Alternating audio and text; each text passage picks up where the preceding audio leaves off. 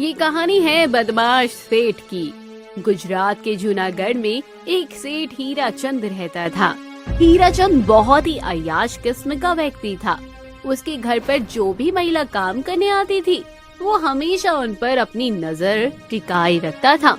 उसके घर पर कोई लोग काम नहीं करना चाहते थे, लेकिन अपनी निजी मजबूरियों के चलते उन्हें ना चाहते हुए भी वहाँ पर काम करना पड़ता था। क्या बात है मनोहर, इतने दिन हो गए, घर पर कोई नई नौकरानी काम के लिए आई नहीं है क्या? नहीं साहब, अब कोई भी यहाँ काम के लिए आता ही नहीं है। आपका नाम सुनकर ही सब भाग जाते हैं। तेरे कहने का मतलब क्या है रे? अरे नहीं सेठ जी, मेरे कहने का भला क्या मतलब हो सकता है? मेरा मतलब है कि मालकिन अब किसी नई नौकरानी को काम पर रखती ही नहीं है। अरे वो किसी को काम पर रखने वाली कौन होती है? नौकरी की पगार तो मुझे देनी है ना। तुम ढूंढो किसी अच्छी सी नौकरानी को जो घर को अच्छे से संभाल सके। घर में कोई तो ऐसा हो जो खूबसूरत हो। सब कुछ अच्छी तरह सुनाई दे रहा है मुझे। मेरी बात कान खोल कर सुन लो। अब की बार घर में कोई नई नौकरानी नहीं आएगी। घर में काम करने के लिए मैंने बिरजू और राकेश को रखा हुआ है, इसलिए किसी और नौकरानी की जरूरत नहीं है। अरे तुम गुस्सा क्यों हो रही हो जमुना? देखो, बिरजू और राकेश बाकी घर का काम तो कर लेते हैं, लेकिन उनसे अच्छा खाना नहीं बनता।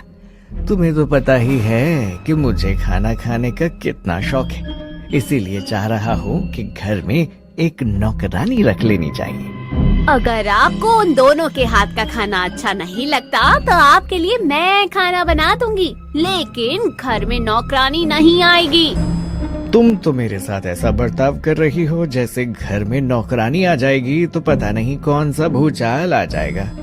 देखो, मैं नहीं चाहता कि मेरे रहते तुम्हें कोई भी कष्ट हो, इसीलिए तुम्हें मेरे लिए खाना बनाने की जरूरत नहीं है। मनोहर, तुम जाओ और घर में खाना बनाने के लिए किसी नौकरानी को ढूंढ कर लाओ। जी सेठ जी। सेठ की पत्नी जमुना उससे और उसकी हरकतों से अच्छे से वाकिफ थी, और वो सेठ को आंखें दिखाती हुई कुड़ती हुई अपने कमरे में चली जाती है, और वहाँ मनोहर गांव में एक नौकरानी ढूंढने लगता है। अरे राधा बहन, तुम थोड़े दिन पहले कह रही थी ना कि तुम्हें काम की जरूरत है। सेठ जी के यहाँ पर खाना बनाने का काम करना है, तुम करोगी क्या? अरे ना बाबा ना, नहीं, मेरी कितनी भी मजबूरी क्यों ना हो, लेकिन कभी उस हरिचंद सेठ के यहाँ काम नहीं करूँगी। एक नंबर का बदतमीज आदमी है, जानते हो ना। जब पल्लवी बहन उसके यहाँ काम करती थी तो कैसे हर समय उसके आगे पीछे डोलता रहता था। ना तो मैं खुद उसके यहाँ पर काम करने जाऊंगी, और ना ही मेरे पति मुझे वहाँ काम करने के लिए जाने देंगे। और कहीं हो तो काम बताना। गांव में जिन भी औरतों को काम की जरूरत होती थी, मनोहर उन सब से काम के लिए पूछता है, लेकिन सेठ का नाम सुनकर सब काम करने के लिए मना कर देती है। उसी दिन गांव में तुलसी नाम की एक औरत आती है, जिसकी एक छोटी सी बेटी थी। उसने गोद में अपनी बेटी को लिया हुआ था और दूसरे हाथ में एक पोटली पकड़ी हुई थी। गांव से तो आ गई, लेकिन अब काम की तलाश तो करनी ही पड़ेगी। मेरे पास तो यहाँ रहने के लिए भी कोई जगह नहीं है। तुलसी गांव में रहने के लिए जगह ढूंढ रही थी कि उसी समय राधा अपने घर के बाहर झाड़ू पोछा लगा रही होती है। लगता है ये बहन जी यहीं पर रहती है, इनसे घर के बारे में पूछती हूँ। हो सकता है यहाँ मुझे एक अच्छा घर सस्ते में मिल जाए। तुलसी राधा के पास बात करने के लिए जाती है। बहन जी, मैं अभी इस गांव में नई आई हूँ। क्या यहाँ पर कोई ऐसा घर है जहाँ का किराया कम हो, और अगर आपको कोई काम पता है तो उसके बारे में प्लीज मुझे बताइएगा। इस समय मुझे काम की बहुत जरूरत है। घर का तो पता नहीं बहन, लेकिन काम के बारे में पता है। आज सुबह ही सेठ जी का आदमी आया था और किसी खाना बनाने वाली के लिए पूछ रहा था। अगर तुम चाहो तो उनके वहाँ खाना बना सकती हो। लेकिन हाँ, एक बात मैं तुम्हें पहले ही बता देती हूँ, वो जो सेठ है ना, अय्याश किस्म का है, तो उससे जरा बच कर रहना। ठीक है दीदी, मैं ध्यान रखूंगी। अच्छा हुआ जो आपने मुझे बता दिया, मुझे इस समय काम की बहुत जरूरत है, तो मजबूरी में तो मुझे काम करना पड़ेगा ना। आप मुझे सेठ जी का घर का पता बता दीजिए। राधा तुलसी को सेठ जी के घर का रास्ता समझा देती है और तुलसी अपनी बेटी को लेकर वहाँ पहुँच जाती है। सेठ जी, मुझे पता चला है कि आपको एक खाना बनाने वाले की जरूरत है, तो यहाँ पर मैं उसी के लिए आई हूँ। क्या मुझे यहाँ पर काम मिल सकता है? अरे हाँ हाँ, तुम जैसी औरतों के लिए तो यहाँ पर बहुत काम है। क्या मतलब? अरे मतलब कि तुम गरीब हो, बेसहारा हो और तुम्हारे पास छोटी बच्ची भी है ना, तो तुम्हें देखकर ही समझ में आ रहा है कि तुम्हें काम की कितनी जरूरत है। वैसे तुम्हारा पति नहीं है क्या? जी नहीं, ऐसी बात नहीं है। अभी पिछले महीने मेरे पति का ऑपरेशन हुआ है। उनका एक्सीडेंट हो गया था, जिस वजह से वो कोमा में चले गए हैं। अब जब तक उन्हें होश नहीं आएगा, तब तक उन्हें अस्पताल में ही भर्ती रखवाना पड़ेगा। उनके इलाज के लिए हमने अपना घर बेच दिया और अब खर्चे के लिए हमारे पास पैसे नहीं हैं, ना ही रहने को घर है। मेरे पति अस्पताल में हैं, इसलिए मैं काम करने यहाँ आ गई ताकि 4 पैसे कमा सकूं और अपनी बेटी के साथ कहीं किराए पर रह सकूं। अरे रे, बड़ी ही दुख भरी कहानी है, लेकिन तुम चिंता मत करो। तुम यहाँ पर आ गई हो तो मैं तुम्हारी मदद करूँगा। तुम्हें रहने के लिए घर ढूंढने की कोई जरूरत नहीं है। अरे मेरे घर के गार्डन में एक छोटा सा गेस्ट हाउस है, तो तुम अपनी बेटी के साथ वहाँ पर रह सकती हो। आपका बहुत बहुत शुक्रिया सेठ जी। गेस्ट हाउस के किराए के जो भी पैसे होंगे, आप उसे मेरी पगार से काट लीजिएगा। अरे नहीं नहीं, उसकी कोई जरूरत नहीं है। मुझे तुमसे कोई किराया नहीं चाहिए। तुम पर तो वैसे ही इतनी जिम्मेदारियों का बोझ है। तुम आराम से वहाँ रहो, तुम्हें किराया देने की कोई जरूरत नहीं। सेठ तुलसी के रहने के लिए गेस्ट हाउस दे देता है, तो तुलसी की आधी परेशानी तो वहीं खत्म हो जाती है। वो उसी दिन से सेठ जी के यहाँ पर खाना बनाने का काम शुरू कर देती है। देखो तुलसी बहन, मैं समझता हूँ कि तुम्हारी मजबूरी है, लेकिन मेरी बात मानो तो यहाँ काम मत करो। अभी तुम जानती नहीं हो सेठ जी कैसे आदमी हैं। मैं जानती हूँ बिरजू भैया, लेकिन बस अपनी मजबूरी के चलते मुझे काम करना पड़ेगा। हर महीने अस्पताल में भी पैसे देने हैं, वरना वो मेरे पति का इलाज नहीं करेंगे।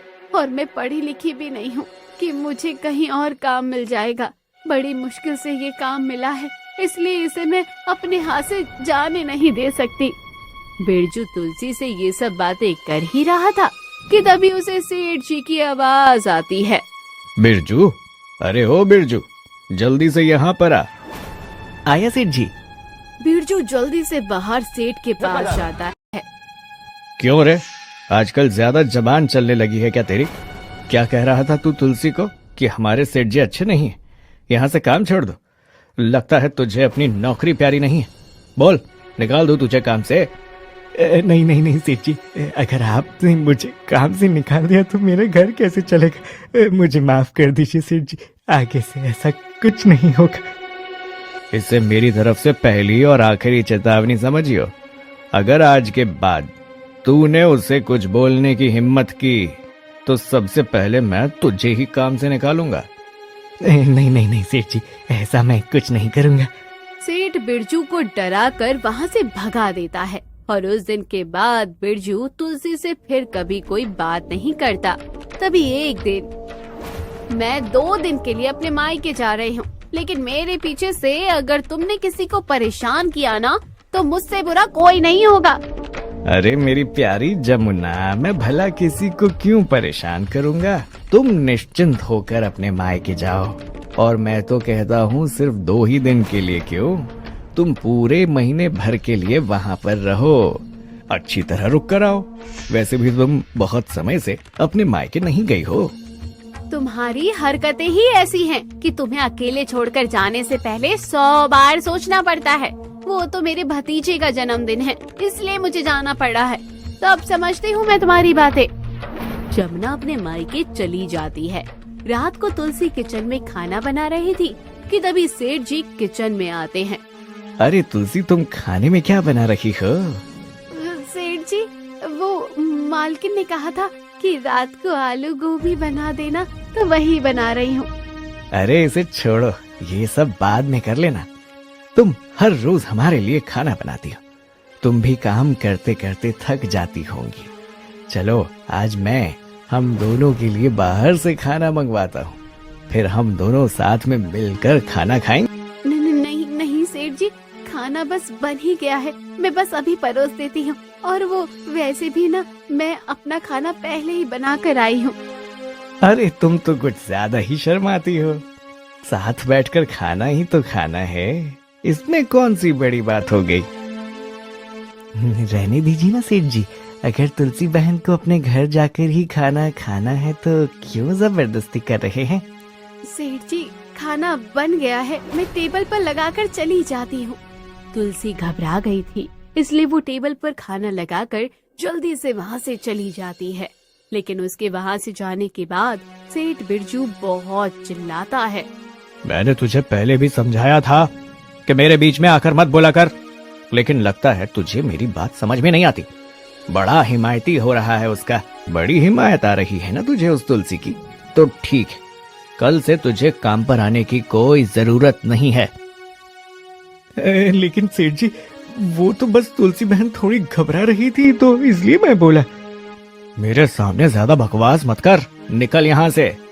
सेठ हरिचंद बिरजू को काम से निकाल देता है और राकेश को भी धमकी देता है कि अगर उसने भी बिरजू की तरह तुलसी की तरफदारी करने की कोशिश की तो उसे भी काम से निकाल दिया जाएगा। अगले दिन तुलसी सुबह घर में खाना बनाने आती है तो उसे बिरजू घर में कहीं भी नजर नहीं आता। अरे राकेश भैया, आज बिरजू भैया काम पर नहीं आए हैं क्या? नहीं तुलसी बहन, अब वो काम पर नहीं आएगा, उसने काम छोड़ दिया है। क्या? लेकिन बिरजू भैया को तो काम की बहुत जरूरत थी, तो वो अचानक काम छोड़कर क्यों चले गए? वो सब मुझे नहीं पता, बस कल उसका काम पर आखिरी दिन था। अच्छा, मुझे अभी घर का बाकी काम करना है, अभी मैं आपसे बातें नहीं कर सकता। राकेश को डर था कि कहीं सेठ जी उसे भी काम से न निकाल दे, इसलिए वो तुलसी से ज्यादा बातचीत नहीं करता और घर के बाकी कामों में लग जाता है। तुलसी खाना बनाने लगती है, लेकिन जैसे ही वो सेठ जी को खाना परोसती है वैसे ही वो उससे बोलती है। अरे तुलसी, तुम्हें देखकर लग रहा है कि तुमने सुबह से खाना ही नहीं खाया। चलो कोई बात नहीं, तुम मेरे साथ बैठकर खाना खा लो। नहीं सेठ जी, मैंने सुबह खाना खा लिया था, मुझे बिल्कुल भी भूख नहीं है। अरे कोई बात नहीं, भूख नहीं भी है तो भी थोड़ा खा लो ना, और वैसे भी मुझे अकेले खाना खाना अच्छा नहीं लगता। आओ बैठ जाओ। तुलसी वहाँ पर नहीं बैठना चाहती थी, लेकिन सेठ जी बार बार उससे वहाँ बैठने के लिए जबरदस्ती करता है। लेकिन जब तुलसी वहाँ से जाने लगती है तो सेठ उसका हाथ पकड़ लेता है। मेरा हाथ छोड़िए सेठ जी, जब मैंने आपसे कहा कि मुझे खाना नहीं खाना है तो आप क्यों मेरे साथ जबरदस्ती कर रहे हैं? अरे मैं तुम्हारे साथ कोई जबरदस्ती नहीं कर रहा, मैं तो बस तुम्हें इस घर की मालकिन बनाना चाहता हूँ, लेकिन तुम हो कि मेरी बात समझ ही नहीं रही। क्या आप ये सब क्या बकवास कर रहे हैं? आप होश में तो हैं? ये आप क्या बोल रहे हैं? देखो तुलसी, अभी तुम्हारी उम्र ही क्या है और तुम्हारा पति हॉस्पिटल में अपनी आखिरी सांसें गिन रहा है। उसका होना ना होना एक बराबर है, तो तुम क्यों उसके पीछे अपनी जिंदगी बर्बाद कर रही हो? तुम मुझसे शादी कर लो, फिर तुम्हें इस तरह कहीं कहीं काम भी नहीं करना पड़ेगा। मैं तुम्हारा और तुम्हारी बेटी का बहुत अच्छी तरह से ध्यान रखूंगा। बोलने से पहले कम से कम थोड़ी तो शर्म करो सेठ जी। मैं एक शादीशुदा औरत हूँ और मेरे लिए मेरे पति ही मेरे परमेश्वर है। और खबरदार, अगर मेरे पति के बारे में कुछ कहा तो मेरी ही गलती थी जो मैं यहाँ पर काम करने के लिए आ चली। नहीं करना मुझे आपके घर पर यहाँ काम। तुलसी सेठ को खरी खोटी सुनाकर वहाँ से चली जाती है और गेस्ट रूम जाकर अपना सारा सामान बांधकर अपनी बेटी के साथ वहाँ से चली जाती है। वो आश्रय के लिए कहीं जगह ढूंढ रही थी कि तभी राधा की नजर उसके ऊपर पड़ती है। अरे तुम तो वही हो ना जो सेठ जी के यहाँ काम करने के लिए गई थी? हाँ मैं वही हूँ, लेकिन अच्छा होता कि मैं वहाँ पर काम करने के लिए जाती ही नहीं। वो आदमी सचमुच बहुत बुरा है। बड़ी मुश्किल से वहाँ से निकल कर आई हूँ मैं बहन। रहने के लिए जगह ढूंढ रही हूँ। अगर आपको किसी जगह के बारे में पता हो तो मुझे जरूर बताइएगा। अभी पिछले महीने हमारे पड़ोसी शहर में रहने के लिए चले गए तो उनका गांव वाला घर खाली ही पड़ा है। मैं उनसे बात कर लेती हूँ। अगर उन्हें किराया चाहिए होगा तो तुम वहाँ पर रह लेना, लेकिन अभी तो रात होने वाली है और तुम्हारे पास रहने के लिए कोई जगह नहीं है, तो तुम मेरे साथ मेरे घर चलो। राधा तुलसी को अपने घर ले जाती है और अपने पड़ोसियों के पास फोन करके उनके घर के बारे में पूछती है। तुम्हारे लिए एक अच्छी खबर है। उन्होंने कहा है कि तुम वहाँ पर रह सकती हो। मैंने उन्हें तुम्हारी मजबूरी बताई तो उन्होंने किराया लेने से भी मना कर दिया है। तुम वहाँ पर आराम से रह सकती हो। आपने मेरी बहुत बड़ी मदद की है दीदी, वरना लोग तो गरीबों की मजबूरी का बहुत फायदा उठाते हैं। तुम चिंता मत करो तुलसी, वो सेठ तो है ही ऐसा, लेकिन तुम चिंता मत करो, उसे उसके किए की सजा जरूर मिलेगी। और हाँ, अभी यहाँ पर पास में ही एक स्कूल खुला है जहाँ पर आया की जरूरत है, तो तुम वहाँ पर काम के लिए पता कर सकती हो। ठीक है दीदी, मैं कल सुबह ही वहाँ पर चली जाऊंगी, लेकिन आपका बहुत बहुत शुक्रिया, आपने मेरी बहुत ही मदद की है। अगले दिन सुबह तुलसी स्कूल के काम के लिए निकल जाती है। उन्हें आया की जरूरत थी तो वो तुलसी को काम पर रख लेते हैं। लेकिन अगले दिन जब तुलसी काम से घर जाती है तो वो देखती है कि हरिचंद सेठ प्रिंसिपल के ऑफिस से निकल रहा था। जैसे ही वो वहाँ जाता है तो प्रिंसिपल मैम तुलसी को अपने कैबिन में बुलाती है। देखो तुलसी, मैं जानती हूँ कि तुमने कल से ही यहाँ काम पर आना शुरू किया है, लेकिन मैं तुम्हें यहाँ पर नहीं रख सकती। तुम कहीं और काम ढूंढ लो। लेकिन क्या हुआ मैम, क्या मुझसे काम करने में कोई गलती हो गई? अगर ऐसी बात है तो मैं काम करने में और ज्यादा ध्यान लगाऊंगी, लेकिन आप मुझे काम से मत निकालिए। आप बस मुझे एक और मौका दे दीजिए। मुझे माफ करना तुलसी, लेकिन मैं ऐसा नहीं कर सकती। ये ऑर्डर ऊपर से आया है और मैं इस ऑर्डर को इग्नोर नहीं कर सकती। मुझे सब कुछ अच्छे से समझ आ रहा है मैडम, ये सब सेठ जी का किया धरा है। सेठ जी यहाँ पर आए थे, उन्होंने ही आपको मुझे काम पर रखने से मना किया है ना। आप एक औरत होकर भी औरत की तकलीफ नहीं समझ रही। अगर आप मुझे काम से निकालना चाहती है तो ठीक है, मैं कल से काम पर भी नहीं आऊंगी। तुलसी अपनी आंखों में आंसू लिए वहाँ से वापस चली जाती है। तभी उसके पास हॉस्पिटल से फोन आता है। हेलो तुलसी, मैं मदन बोल रहा हूँ। तुम्हें पता है मेरी तबीयत आज बहुत ठीक हो चुकी है। तुम जहाँ पर भी हो अपना पता भेजो, कल मैं वहाँ पर आ जाऊंगा। अरे अरे नहीं नहीं जी, आप अकेले यहाँ पर नहीं आ पाओगे। मैं कल आपको हॉस्पिटल में लेने के लिए आती हूँ। भगवान का लाख लाख शुक्र है कि आप बिल्कुल ठीक हो गए हैं। हाँ तुलसी, ये भगवान का चमत्कार ही है सचमुच, वरना इतनी भयानक एक्सीडेंट के बाद किसी का बचना बहुत मुश्किल है। खैर, तुम मुझे अपना एड्रेस दे दो। मेरा एक दोस्त पुलिस वाला है तो उसे गांव की तरफ जाना है। अगर तुम्हारा गांव रास्ते में पड़ेगा तो मैं उसके साथ ही आ जाऊंगा।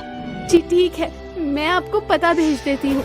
तुलसी मदन को घर का पता भेज देती है। वो बहुत खुश थी कि उसका पति अब ठीक हो गया है और कल वो उनसे मिलने के लिए घर पर आ रहा है।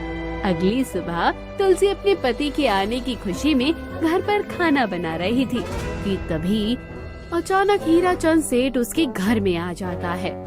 मैंने सुना कि तुम्हें स्कूल से काम से निकाल दिया है और अब तुम जहाँ पर भी काम पर जाओगे तुम्हें कहीं भी काम नहीं मिलेगा। इसलिए समझदारी इसी में होगी कि तुम मेरे घर पर काम करने के लिए वापस आ जाओ।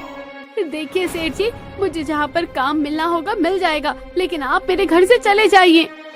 अरे एक तो मैं तुम्हारी मदद के लिए आया हूँ और ऊपर से तुम मुझे ही यहाँ से भगा रही हो। ये तो बिल्कुल भी अच्छी बात नहीं है। तुलसी के बार बार मना करने के बाद भी सेठ उसके साथ बदतमीजी करने लगता है। तुलसी खुद को छुड़ाने की कोशिश कर रही थी कि तभी उसका पति अपने पुलिस वाले दोस्त के साथ वहाँ पर आ जाता है और सेठ के मुंह पर एक जोरदार चाटा जड़ता है। तेरी हिम्मत कैसे हुई मेरी पत्नी को हाथ लगाने की? अरे तुम चिंता मत करो मदन, इसे तो हमने रंगे हाथों पकड़ा है। इसे तो अब मैं सालों के लिए जेल में डाल दूंगा। तुम मेरा कुछ नहीं बिगाड़ पाओगे। तुम जानते नहीं हो मैं कौन हूँ। अरे तू चाहे जो भी हो, लेकिन अब तू मेरे हाथों से नहीं बचेगा। पुलिस हीराचंद सेठ को गिरफ्तार करके ले जाती है। हीराचंद अपने घर पर फोन करके अपनी पत्नी को वहाँ बुलाता है और उसके सामने सफाई देने की कोशिश करता है। देखो जमुना, ये सब लोग बिल्कुल झूठ बोल रहे हैं। मैंने ऐसा कुछ नहीं किया। तुम बस जल्दी से मेरी जमानत करवा दो। मुझे यहाँ पर घुटन हो रही है। तुम्हें क्या लगता है मैं यहाँ पर तुम्हारी जमानत करवाने आई हूँ? मैं तो बहुत समय से चाहती थी कि तुम्हें तुम्हारे किए की सजा मिले, लेकिन कभी तुम्हारे खिलाफ कोई सबूत ही नहीं था। अच्छा हुआ जो पुलिस ने तुम्हें रंगे हाथों पकड़ लिया।